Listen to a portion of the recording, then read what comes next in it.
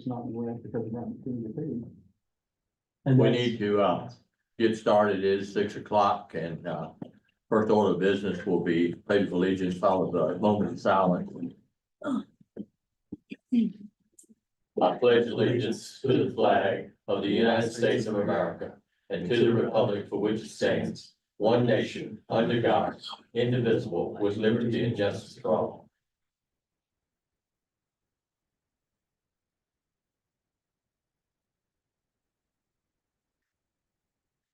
Thank you. First of all,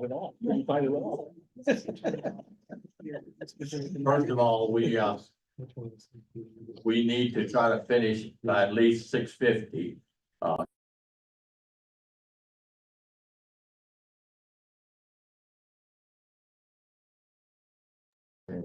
Get next door. I don't have a copy of the agenda, so I don't know. Oh, dear, are we don't go in the order of the Yeah, work session items? What, yeah, bear with me just a second.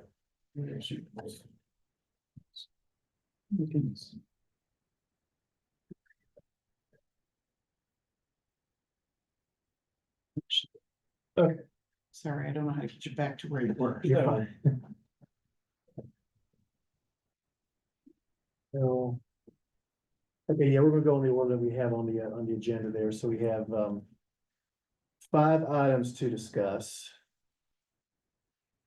And first is going, these are all possible zoning text amendments we want to discuss with the commission. First is going to be, pet crematoriums. And the packet I gave out has a few things in it.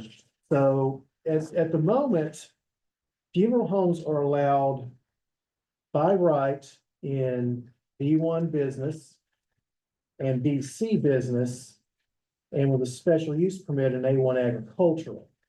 Now, the definition for a funeral home is a little, it's for our purposes, it's a little vague. And the reason is we have been approached by an individual interested in locating a pet crematorium in the county. No, I can't get into specifics on that. But Dan and I have gone through the ordinance and long story short, we don't feel that the ordinance as written really allows for that type of use. So we want to discuss the possibility of a zoning text amendment to allow for pet crematoriums in certain districts with an SUP.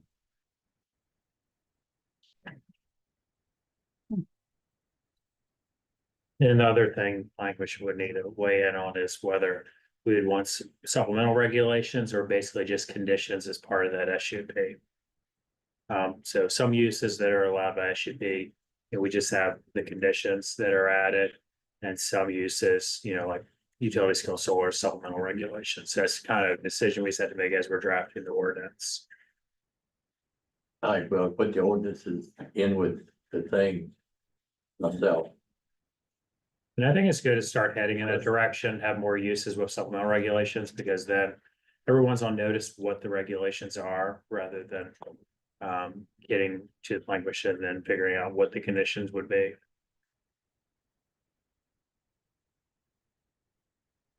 We did look at other localities. It's not a very common use.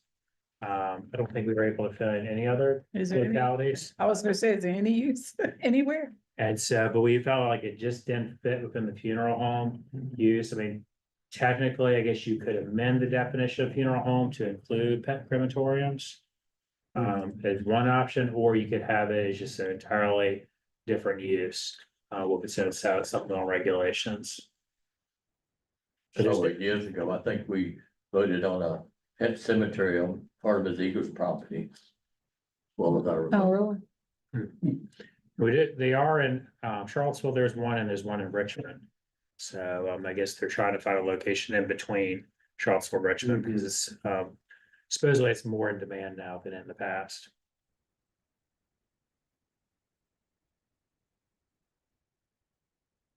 A lot of the vets offer. Get the remains back in the box and Mhm. they'll be really big on that.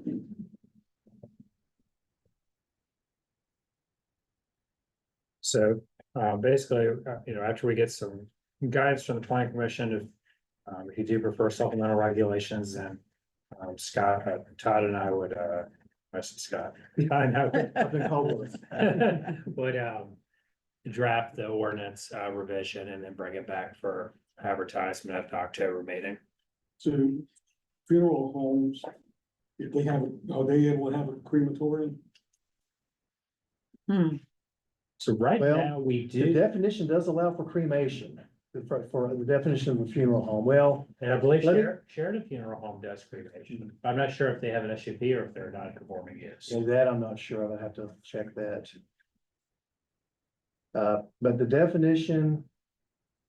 Well, the definition says facility for preparation of the deceased for burial and display of the deceased and rituals connected therewith before burial or cremation. Maybe it's that. Okay. I so guess it does- technically it does allow for cremation. Yeah. all right, I'm gonna play the devil advocate. Never had an animal that I had to put to sleep or anything, so what happens in all this stuff? So. Anybody knows? I don't. So the time that we had to put our dog down. Uh-huh, We went to the vet, you know, they go through their process, they inject the animal. And then they offer for sale a package, like a funeral package. yeah, like a funeral package, they'll do cremation. They hand you a box and says, these are your remains, and then, you know, you can buy urns, the whole, everything you can do for. For a him. person, yeah. So is this gonna be a building structure where they're all in, or put them in the ground somewhere, or? No, it'd just be a storefront. We talked, they storefront. might have a scattering garden behind. we Behind. talked about. Yeah, so it's not Still gonna figuring be, that might be Like an part of the actual use. crematorium, like a human one where you just slide the urns in and they stay there for a certain period of time. The reason I'm asking, because I'm thinking about the one that's in Christiansburg, and they just have this one big building that they put all the urns and everything in, and they just leave it there and the family can just come. I don't think visit. that's the intent to be Is that- permanent place. This is more just to process the remains. yeah, I don't You think it's pick for- 'em no, up it's or not they for take 'em. storage, if that's what you mean. Right, that's what I was This wondering. is if not it's- the crematorium. No, this Actually, is when just they to cremate the do- remains, bring and the the owner will animal pick them up. screen- And someone will pick it up and take it home and do So you're whatever. gonna try to go to those other counties or cities that have these regulations, look at those. They don't have any We They'll have regulations. it. They don't regulate it. They just allow it. Okay. It's allowed, yeah. So it's just like a business. Yeah. Just Is basically- that That's it? doing the We service. reached out to them all. There were, we found two that, you're right, they didn't regulate, they just allowed it, Henrico County and City of Suffolk. Yeah, obviously, the smoke is something that you have to figure out. And by doing this, if we decide to do this, does it open up for them to store Sorry. remains somewhere? I don't think that's the intent of this I particular. don't think that's the But intent. I'm just asking, but. I don't think we'd typically wanna have remains stored Stored there. somewhere, I or? think this would be just, they'd process the remains, you'd pick them up or they'd ship them to the vet Mhm. and then. I think that'd be the intent. But didn't you say she had talked about a scatter garden in the back? Like to scatter the remains where people could scatter them there? I can't recall if it was her or the one in Henrico actually has a scatter garden, Okay. Mhm. where the ashes just get scattered on the ground. So that could be, depending on where the facility is located, you know, if it's a business park, you're not gonna do that. Right, But if it's in A1 zoning, then you might have a place behind where you could scatter the remains when people come to pick up. Actually, that is an option we could put, you know, in the supplemental regulations. so what happens if they decide to, I'm just throwing, being devil's advocate, sell that land to someone else years, and they want to do something else there? Well, I mean, the use transfers to the new property owner. If you don't utilize the use for 2 years, the use goes away. Okay, Well, I remember years ago, we had to do a SUP for that pet cemetery that on Ms. Eager's property. new every day, I grew up just. putting them you in know, the ground, And on the farm, you just bury the bury them in the cows, ground. bury the Yeah. horses, bury the dogs in the back. Well, that's the way I grew up too. Yeah, dig holes. Sorry, see you next time. Actually, one time, so we took a horse to Ivy landfill. They even used to allow you to take animals to the landfill, I don't think they do anymore. Mhm. But back in the day, you could do. that as well. It just gives you an option to put them in the urn, take them in the house and put them on the mantle as a loved one. So that's all. I'd be interested to see if anywhere, if we can find, you know, how they separate the building from residential areas. You know, burning flesh, human or not, is not a good smell. It's one you don't forget. I know in Scottsville at Thacker Funeral Home, they do cremation It's there. right downtown, yeah. Mhm. So I mean, you could have regulations that say, you know, it's 500 feet from adjacent dwellings, Yeah, you know, so you wouldn't have the smell. I would think that's probably the main one that would fire people up. So can we do a little more research? We On this, can, we can keep looking and see if we can find other I'm just curious localities. what And other, we can look at other states as well. Other We could, states, we yeah. could look outside Virginia. And see if we could find any, we can dig a little deeper and see what other localities have done. As far as supplemental regulations. I just know this particular person wants to bring the use here. here, She had looked at another locality, correct? Yes. And so she was looking here, so it'd just be good to get the ball rolling. Mhm. So I mean, we could at least bring a draft ordinance in October, but in the meantime, do more research. research. And we can present that research at that October meeting at the same time we're presenting the ordinance. I'm Sounds cool like with a that. reasonable compromise. Absolutely. Okay, So the next DTA we want to discuss with the group is screening. In your handouts is section 22-24-7 of the county code. And I have highlighted, paragraph B, section 5. This discusses screening and what, form screening will take. And section 5 in particular is a structural option, wall or fence no shorter than 6 feet in height. Provided with one evergreen tree or shrub planted every 10 feet along the side of any such wall or fence. Facing a public street or use for which the screening shall benefit. The two photos you see in your handouts are from a property here in Fluvanna County. Where the individual basically put this fence up to screen some let's call them objectionable features that are being screened. So, oh, so the question here is, do we need to tighten this section of the code to restrict screening and minimize the possibility of this happening in the future? So basically, you wouldn't be allowed to have a tarp fence. Right. It would have to be an actual fence structure, you know, boards, vinyl, and plastic, metal.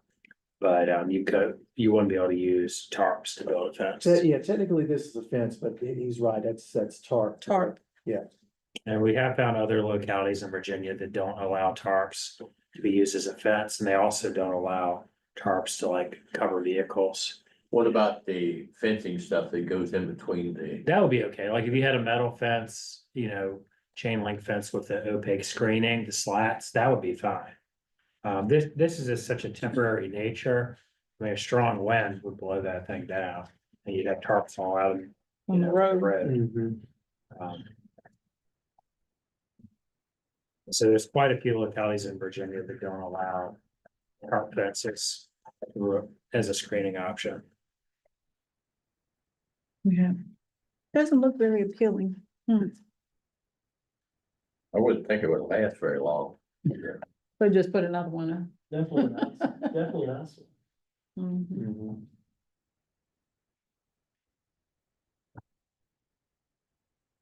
So it would just involve a text amendment, basically saying that tarps are not allowed to be used as a As a fence. fence. I don't have any problem with that. I don't either. If you grown up in New York City, I'd look at that and there's no graffiti on that one. That's a whole nother ballgame, graffiti on fences. Yeah, yeah. I could name one property, but I don't wanna call out any names. Okay. And so while we're talking about screening, the other part we've dealt with is like inoperative vehicles, which is some localities only allow tarps to be used, like if it's a fitted, car cover, Mhm. they'll allow that to go over inoperative vehicles. Other localities will say, tarps are not allowed, and fitted car covers are not allowed. So right now, we really, don't really discuss that in our ordinance. Is that section in here where we talk about the shielding inoperative vehicles? Is we have the Article 4, not inoperable vehicles, if that's, but, Oh, it says, Are you they talking must about be kept within a fully enclosed building or structure. And then in B2, it says a maximum of 2 vehicles can, if they're shielded or screened from view. So it's, where you highlighted number 3. okay, What does shielded or screened from view mean? So basically, the question would be, there are inspectors come up with this, people put tarps over top of their vehicles. Is that shielded or screened from view? Or do you want to say it has to be a fitted car cover in order to be considered shielded or screened, or do we not want to allow either option? I mean, what's the problem? I don't really see the problem with the vehicles because some people have some vehicles that they shouldn't even have on the property, period. But if they're hiding it from view, I'd rather have them hide it from view than for everybody to look at the ugliness of some of these vehicles. I don't know if we should require them to buy those expensive car covers either. Some of them are good and some of them aren't. I just think this one, we're putting a unnecessary expense on the owner of the vehicle. And another option, if 5 is a large number of vehicles to have is an operative vehicles, that basically means you don't have tags, registration, inspection. Or some of them do them, like if they're, some people who enters a lot of these car shows and stuff, where they have a vehicle that they don't drive all the time. Mhm. They will park them. They might have multiple vehicles, but don't have a garage to store them, but they still want to keep the paint and all that in good condition. And they will use tarps or whatever. It's not always that they're older vehicles. Only reason I know this is I've been to a lot of car shows and I've seen that done. That's a good way to cover their vehicles. I But that's think they my, still has to be like with those, the antique tags and things like that. If the vehicle's over 25 years. you can Right, get into it. you can have an antique tag. And so, well, there's a lot, I know there's a lot here in this county that don't even have the antique tags.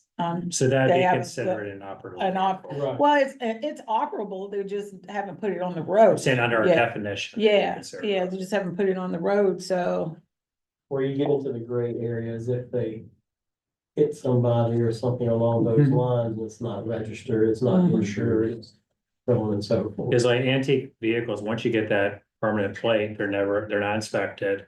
It's a permanent plate. So I guess what were everyone's thoughts about? Do we want to reduce the number of vehicles from 5 to a lower number? Do we want to keep it at 5? This is for areas zoned agricultural. where's the number 5 at and stuff? I'm not so if seeing you it. look under, Article 4, inoperable vehicles, 15-4-1, paragraph B, number 3, in areas zoned agricultural. and Oh, maximum of 5. Yeah,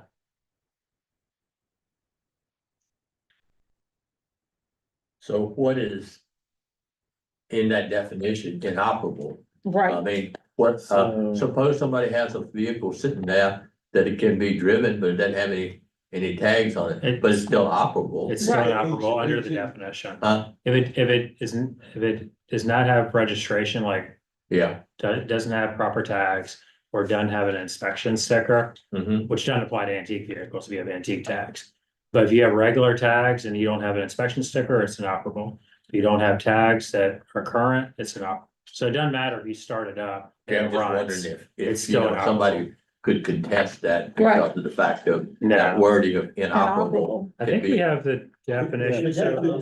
definition is there, I mean, Yeah. it actually talks about Oh, Whether okay, it- I see it up there. period I of didn't, 90 I didn't days. realize it was, okay. partially I probably should highlight that disassembled. section too. Yeah, so if you don't have valid plates or nor inspection decal.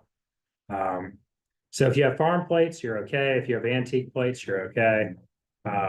So it's just if you don't have an inspection sticker or plates. It says I farm, see it, it's in there now, I didn't realize it was in there. farm I vehicles just shall looked not past it. be considered. So we're saying if you have a vehicle in your yard that you don't have plates or tags or inspection sticker. They can have it, but it must be shielded in some kind of way. Correct. So right now, we allow tarps, So we the reason allow, I'm asking, cause I have one. fence. I hate to say it, I do, I have a vehicle, well, I've got 7 vehicles, but one of my vehicles is in my yard. It was a vehicle that was operational until it was zoned. It couldn't be inspected, but it's being used for parts on another similar vehicle. It's a great condition vehicle, but I don't see why I would need it covered.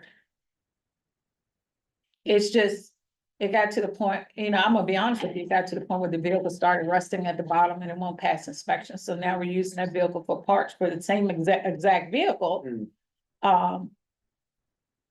So I don't see why I need to put a tarp on top of it. I mean, it's not an ugly vehicle, it's not a sight, something that's horrible looking. It looks like a brand new vehicle. But it is in violation of the county of the regulation. current ordinance, correct? Correct. How is it in violation? Because you have to have it shielded or screened from view. It is screened from view. Oh, do you have, what screening do you have? I mean, it's in between my she sheds where no one can see it but me, Okay. but that's why Yeah. I'm trying to understand Well, what then we're it's talking screened, about if this you can't shielding. see it from a public right of way, then it's screened from view. Okay, If you can't see it from Route 15 when you're driving by your house. oh, you can see it on Route 15, because the way my house is right on Route 15, so you're gonna see it. So, but I then, mean, there's vehicles like this all over the I county. know they are, that's what I'm getting at. You're is not the there- only property. There's a lot of vehicles that are. I don't know, I think this is a gray area right here, because now you're trying to tell people what they need to do with the vehicles they have in their yard. And I think we're gonna get a lot of pushback from that. Still have to be screened. Also say, I think the Chairman, I intent just though, make one quick comment. Sure. One thing too, if maybe it's one consideration, if vehicles aren't tagged, then potentially they're not paying the county's property taxes as well. Unless they're total. But if they have a total vehicle that they're using for parts, then it's not taxable, but they still can use that vehicle for parts. But, but there may be some vehicles that they're not getting plates on it because they're not wanting to. To pay the taxes on. And they just changed the regulation for farm vehicles too. Yeah. State changed the regulation, you gotta have tags for farm You have vehicles. to have and that's a permanent tag you get from the DMV. You can't just get from Tractor Supply anymore. right, I thought the county was, you still were paying taxes on those vehicles, if they were sitting in your yard.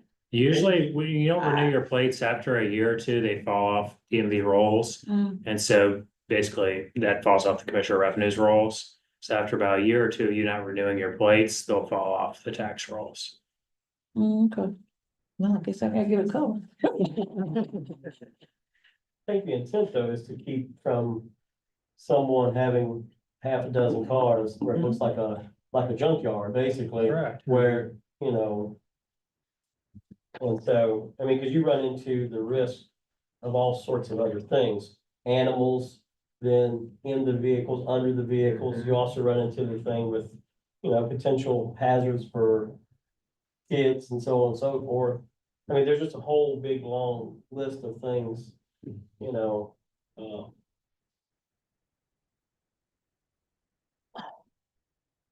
I mean, honestly, I think 5 is really, really giving them something. I mean, that's a lot. I mean, to be honest. They have to Well, be screened, you know. Right, I mean, that's, Well, And in residential areas, it's 2 vehicles. I have a vehicle in another county that somebody stole the catalytic converter off of it, so inoperable. Inoperable, but you probably still got But I was tags on saying- it. I was still, yeah, I just took the tags off of it and so forth like that because it was registered in Fluvanna, but it was sitting in another county. And so I had to take the tags off and all that to keep from paying taxes on it. But do you have it screened or shielded? It's in another county. Doesn't matter. I'm just trying to figure out what county that was and how their policy is on screen and It's off the road. shielded vehicles. Hmm, This piece of property is not on the main road. right. It's a private road. I mean, I can understand if the vehicle looks like a junkyard and the hood is off and the doors are off and it's just sitting there in the yard, because there are quite a few of those around here in the county. But I think we need a clear definition of what types of vehicles that would fall under this. Because I can't see my vehicle falling under this because it's got everything on it. It's just not on the road. The problem is then it's too subjective. You say, well, it depends on the condition of the vehicle. I mean, I think that's why I think most localities just say if it has valid license plates and inspection decals, because that's an objective standard. For our inspector to come and say, well, this, one of the fenders unpainted, so it's, that's an operative vehicle. I just think it becomes too This one subjective. else, it says parts removed and so forth like that. Yeah, like parts been Well, removed. it's already on in the ordinance. Well, how you know parts been removed, unless you actually come on the property and see it? How do we know? I would just like, I don't know, I guess I would like to see what other counties are doing with this. I mean, I think it says here, No, this is what Fluvanna wants to do, but I would, yeah, I mean, what I'm saying, which is already in place. Neither valid license plates nor valid inspection detail. I'll say the other two localities I worked in, they only allowed one in operative vehicle. But I mean, we could do, look at all the surrounding localities, yeah, see how many inoperative vehicles they allow. The definitions all don't be identical in all localities. It'll just be the number of vehicles that will differ. yeah, I guess I'm getting at, we're bringing all this out that are here that people are not aware of. Cause they don't sit here and read all this stuff. And you're gonna get a lot of complaints about this. I can see we're gonna have some pitchforks on this one. But we have to do a lot of education, Yeah, because yeah. this hadn't been enforced in, I don't know, when the last time this was enforced, years. And why So is you'd it have- coming up now, I guess?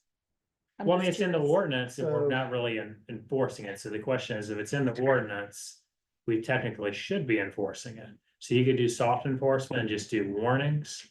But it's just one of those questions that came up from our zoning inspector, should I be enforcing inoperative vehicles? Because technically under the ordinance, it's a violation. So this wasn't complaint based or anything like that. It was just reviewing the ordinances. And this is what they found and say, oh. I guess I'm trying to get some clarification as why we are looking at the specific ordinances now. When what people have been doing in this county, they have been doing it for years and no one has said anything. So we need to clarify why we're looking at this to the people. My We've understanding had is that complaints in the past. Okay. When Ms. Booker was on board, we heard complaints regularly.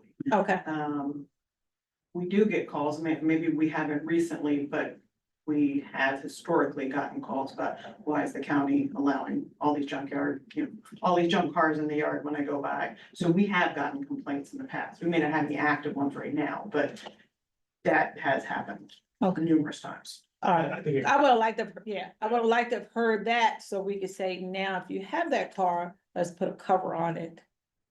Yeah, I think We're it gonna goes be back to enforcing people when they're driving down the road, they Yeah. want to make sure that they don't, not seeing something they don't want to see and. Right. They It's want just to make it, unsightly. yeah. Mine are unsightly. And a lot of that discussion came up when we were talking about the spotlight and just cleaning up the county. Okay, That was part of that discussion. And probably Probably with for the, years. we don't have so much, many enforcement people. So it's a lot of stuff that's out here that cannot be. Yeah, we only have one person that does, enforcement to drive the whole county. And he's, when he drives, like, there was that tractor trailer in Columbia that's been sitting there for months. Oh, yeah. Private, on private Mhm. property, done no tags, not inspected. But under our ordinance, there's, I mean. There's really not, but we actually don't even know who the owner of it is. So there's nothing And we that's can not, do. that's the other problem is finding the owner when Yeah. you don't have, when it's not tagged. You know, and it's on private property, not on county property. Oh, I know what you're saying. So that's where the question kind of came up, how do we handle inoperative vehicles in general? I think that we need to look at this some more, but I think the regulations are very plain about what it says. It's the Mhm. fact that we had been able to enforce it because we really don't have enough help to do it, Right. as far as I'm concerned, Yeah. and so forth. Yeah, we gotta explain to the people why we're doing this, because we received complaints. Because this bill, there are vehicles just sitting there that we don't understand why it's there. We can't find a true owner. Gotta be a little way to lead into this, I guess is what I'm saying, because for years, the county hasn't done anything about it. And now all of a sudden, boom, bang, everybody's running to an auto store trying to find car covers for their cars because we're putting this forward. That's just where I'm getting at. We But said, it's already been in the regulations. yeah, it's in the regulation, but no one's enforcing it. I doubt 90% of the people in this county have read any of this stuff because it hasn't really affected them. You only read it when it affects you. I think what we need to do is to go on to something else tonight, and think about this, and think about the fact whether we need to reduce the amount from the 5 operable to other stuff. The regulations are pretty clear and so forth, as far as I'm concerned, but, since we gotta be out of here by. So 6:50. we can bring back a Bring it back. spreadsheet showing Yeah. surrounding localities, how many vehicles they Mhm. allow. And in it's different pretty zoning close to districts. state code. Mhm. The definitions are from state code. Yeah, so the only thing that's different is state code doesn't specify a number. A number. This does. The state code says 60 days for inoperable. This allows 90 days.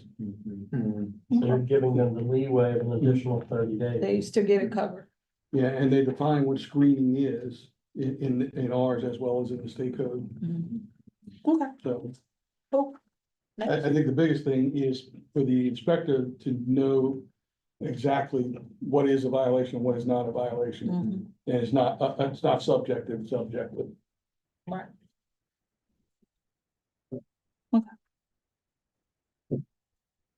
So the next one we'll talk about is animal training facilities. This is another one where Dan and I have talked and basically the code, there's really, code language really isn't there. So just some background here, we've been approached by an individual who's interested in locating a training facility in the county. Without getting into too many specifics, basically it's what they call it, it's not agility, but it's, well, it's fly ball, which is if you've ever, if you don't know what that is, I would recommend you Google it. It's basically a competition for dogs. It's, there's a runway. It's kind of like, I hate to use the term drag racing. It's kind of like drag racing. There's a runway and you have dogs set up on each lane. There's a ball at the other end. They have to run down and jump hurdles, grab the ball, come back. And they do it in teams. So, this is, I don't know how popular it is, but there is at least some demand for it. And we have an individual who would like to set up a training facility in the county for this. The problem is, as the code is currently construed, there's really nothing in there allowing it. So we wanted to get a feel for how the planning commission feels about adding this as an allowed use. Probably an A1, and I don't know if we'll put in any others as with a special use permit. Really the only way it worked maybe in I1 is if you have like an enclosed facility. Yeah. That's really more to A1 use. We gotta try to look back, some time ago, we had something about, it came up about a kennel. And then they were also doing training out in the field, and it was near this church. You remember that? It was near church and the residents were worried about the dogs. Again, affecting their dogs and was it gonna be proper screening and whole 9 yards. So yeah, we thought this was different than the normal commercial kennel. definition. That's what we thought it should be its own use. Because it's different than a kennel where it's enclosed and, you know, within runs or inside. Here, they're actually on all the outside, you know, running longer distances. That's a little bit different use than your normal commercial kennel. Yeah, this wouldn't be a traditional kennel where dogs are boarded. They're just being brought in by their owners for training classes and then taken home. They wouldn't be having them there overnight at all. My understanding is no, they wouldn't. So there any such training facilities right now? Not in the county, but.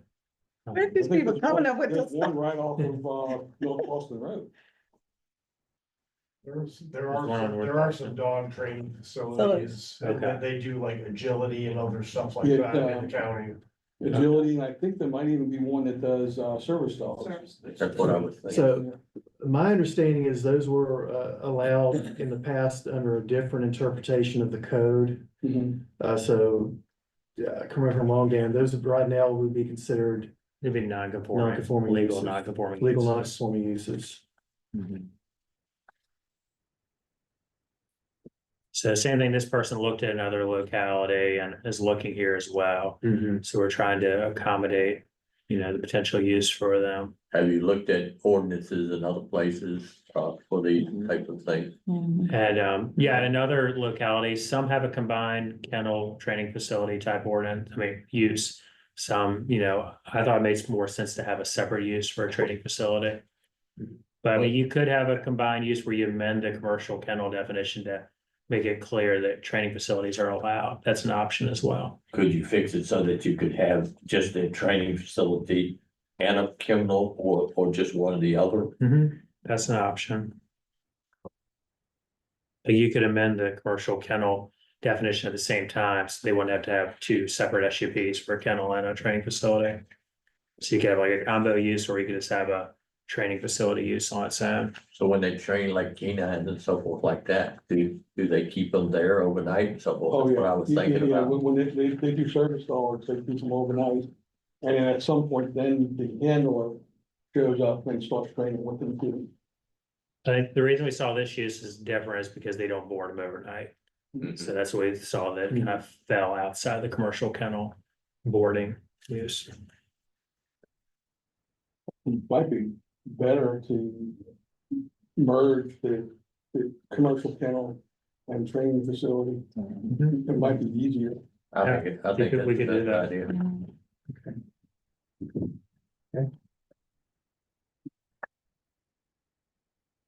I have no comment. Don't have dogs, don't want any. Good. So whatever they do is on them, so Okay, I'll leave the dog experts to this one. we've had two service dogs in Hawaii. The last thing is about subdivision. Subdivision, a couple of things with subdivision regulations, and I hope I highlighted the right section. On the second page of the last handout, major subdivision, I have highlighted. Subdivision shall be deemed to be a major subdivision of the parcel from which such subdivision is divided was within 5 years next preceding the application, divided into an aggregate of 5 or more lots, or divided in such a way as to create new public or central water sewer system and one or more public streets. The issue here is the 5 years timeline. We have been approached by a developer who is questioning really whether the county has that authority to implement that 5-year standard. So basically, there was a circuit court case out of Orange County in 2012. That Orange County had a similar ordinance. It said basically, after 5 years, you can start anew and re-subdivide that parcel. And they basically, the circuit court said phasing is not allowed. So a lot of the localities back then changed their ordinances to take out that phasing language, and Orange County did. Other localities did as well. So this particular individual developer, his attorney contacted us and said, you know, what Dillon rule authority do you have for your ordinance? Because, you know, that case, it didn't go to the Supreme Court, but, you know, so it's a circuit court case that's persuasive. It's not mandatory authority, but a lot of localities did change their ordinances after that. So I told the attorney we would be discussing it at a work session in September. And I could give an update at that point. So what we're suggesting is basically taking out the 5-year language. So basically, you're just looking at that parent parcel. And that would determine whether it's a major or minor subdivision. And so basically, you wouldn't be able to start the clock over after 5 years and re-subdivide, that residual parcel.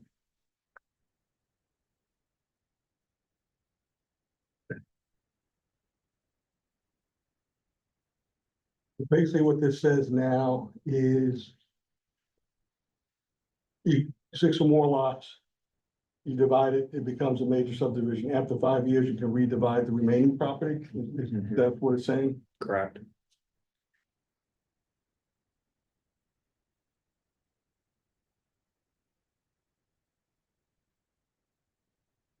So there's no way to put it so that after 5 years, if nothing has been done on this remaining, that they have to come back. Well, basically, they wouldn't be allowed to come, once they have let's say they want to do a minor subdivision, they do 5 lots. Once they hit that 6th lot, basically it's a major subdivision, whether it's 5 years, 10 years from now, is what it would change, right? What's happening right now is people are doing a 5-lot subdivision. And then with, the residual lot, then basically 5 years later, re-subdividing it to another 5 lots. And so you can have a private road on 5 lots. You don't have to put in a VDOT road. So basically, there's every 5 years, creating a new 5-lot subdivision without VDOT roads is a way to kind of get around the ordinance. So that basically that would stop that practice if we change the ordinance. Well, if the court had ruled that way, I see that we probably have to follow what the court has said. And take out that 5-year. That would be my recommendation. That's the way most localities handle it. You look at the parent parcel back when our subdivision ordinance came into effect 70, 71. You look at parcels, then those are your parent parcels. That's how you determine your subdivision rights. And that's how most localities do it. You don't get a chance to come back 5 years later and start the process over. Did everybody basically agree with what? I agree with Dan's. Ultimate, If it's a law, it's a law. I agree. Right, and one more quick thing on subdivision regulations, section 19-8-1, paragraph C.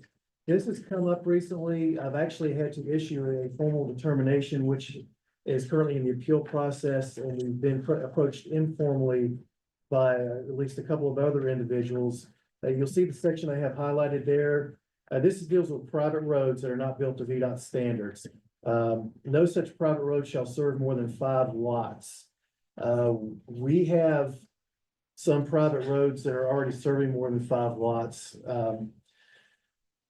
So the question becomes, let me back up a second. This particular section of the ordinance came about in 2004. So question becomes, are any private roads that were built or had lots built on them prior to 2004, should they be subject to this 5-lot restriction, or would they be grandfathered?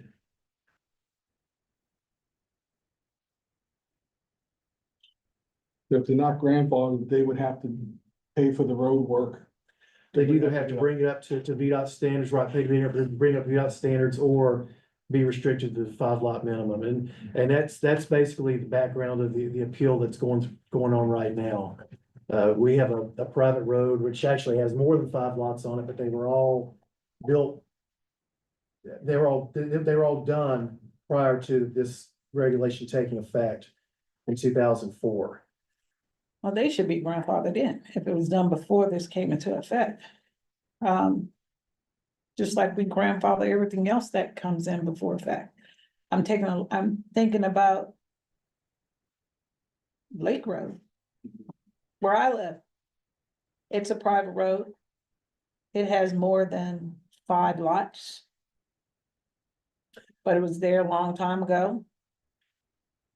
Now, I would say in this particular case, it has 11 lots if memory serves, and then there's a large lot which the owner wants to subdivide into 3 additional lots. And that's where, that's how all this came about. Was that the? So you pretty much didn't answer that question. So with the additional lots. The way I look at it is that the 5 people that were there already, Mhm. it's unfair to make them Right, pay for this. Mhm. But if you want 3 additional lots, bring the whole road up to. So the way grandfathering works, you can't expand on the use, right? Right. So basically, if you're subdividing a property, you're expanding the use. So that's why the determination was made, if you want to subdivide your property, you don't have to bring it up to VDOT Mhm. standards. Right. Because it's not fair for the current owners to have to pay for that. There's already a road maintenance agreement, Mhm. right. you know. So that was our interpretation. The question had come up over the years. Okay, well, our family subdivision is exempt from this. You know, if you have 5 lots and the 6th lot would be a family subdivision. Does that fall outside the private road? Restriction. So that was another question that's come up according to the planning department over the last couple of years is regarding family subdivisions. Because if you subdivide your property, you give a lot to your son and your daughter, you know, you can be adding more lots. Yeah, but couldn't you handle that by, a section in the family lot subdivision definition or a section that says they're exempt from this? You could, right now, they're not exempt. So that's the question, do we want to exempt Yeah. family subdivisions? Well, if they're already there, I mean, I don't see how. I don't know. If the road is already there, the lots are already there, the houses are already there. It's grandfathered, because this came into effect after that was done, so. This would be adding new lots. So. If you were to add a new lot, it'd probably be on a different private road anyway. No, this would be the same, you'd just be extending the private road. So I would think that the You'd be people, creating a new easement, a new private easement, private. Yeah, new road. Mhm. Mm, so these people, the new stuff should be responsible for bringing the road up. Not the Not the old people people, that are there. already there. Right, yeah, so Right. if you want to expand and add 3 more lots, those 3 lots are responsible for bringing that road up. Right. You know, Because that way you don't end up with a father giving his 3 kids a piece of property, and then they decide to sell it off, move away, and then someone else comes along who is not family, Right. but then, you know, it was given to them under that. But then next thing you know, you have 8 pieces of property that's, you know, not kept up. And most of these private roads, they don't have an HOA, POA, they're just operating with a road maintenance agreement. Mhm. Now, a lot of times people at the front don't want to pay to add gravel at the back. So it gets a little dicey when you have a lot. I of think the like- additional expanding, they should be responsible. Grandfather, the ones that's pre-existing. Pre-existing. yeah, and it's a common process. Mhm. Yeah, cause like with the fire code. If I build to this fire code, then, so the 2002 fire code is one I had to use when I built my property. Now, unless I wanna expand that property, I don't change. Mm. But if I wanna expand that property, then I have to bring it up to the current code. Mhm. We need to kind of wrap up. So I guess, my understanding is basically we want to keep the ordinance the way it is regarding private roads. And at this point, we don't want to exempt family subdivisions. Seems to be a consensus. We just keep the ordinance the way it is. I think we ought to. And people always have the option of coming with a subdivision waiver. Like if someone has a good case for a family subdivision, they could always submit for a subdivision waiver. Case by case basis. That goes to Mr. Fortune, then can get appealed. So that's kind of the way we've been operating. And I think that's probably makes more sense than having an entire ordinance. Or it's changed. I agree. Okay. Good. Okay, the work session is now adjourned at 6:49. And we will now turn to the court